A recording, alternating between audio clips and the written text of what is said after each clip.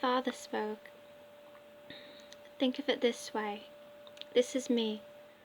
He shows me intrinsic energy and the electric vibes coming forth. 1 Enoch 14:19-24. And from underneath the great throne came streams of flaming fire, so that it was impossible to look thereon. And the great glory sat thereon, and his raiment shone more brightly than the sun, and was whiter than any snow.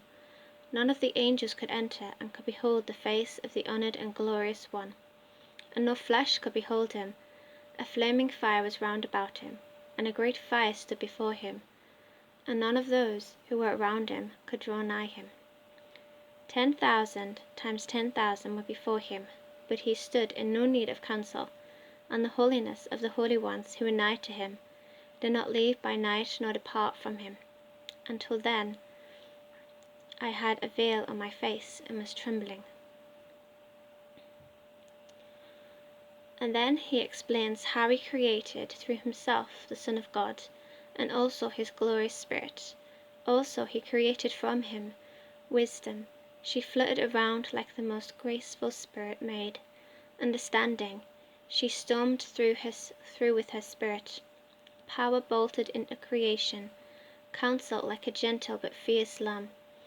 Fear of the Lord made terrifying leaps. Knowledge came forth, and a scroll rolled down, informing of his presence, and transformed into a static being. Proverbs 8:22-31. The Lord made me as the beginning of his way, the first of his ancient works. I was appointed before the world, before the start, before the earth's beginnings. When I was brought forth, there was no ocean depths, no springs brimming with water. I was brought forth before the hills, before the mountains had settled in place. He had not yet made the earth, the fields, or even the earth's first grains of dust. When he established the heavens, I was there.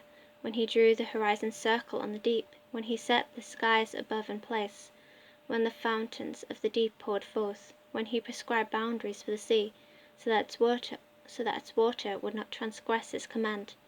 When he marked out the foundations of the earth, I was with him, as someone he could trust. For me, every day was pure delight, as I played in his presence, all the time playing everywhere on his earth and delighting to be with humankind.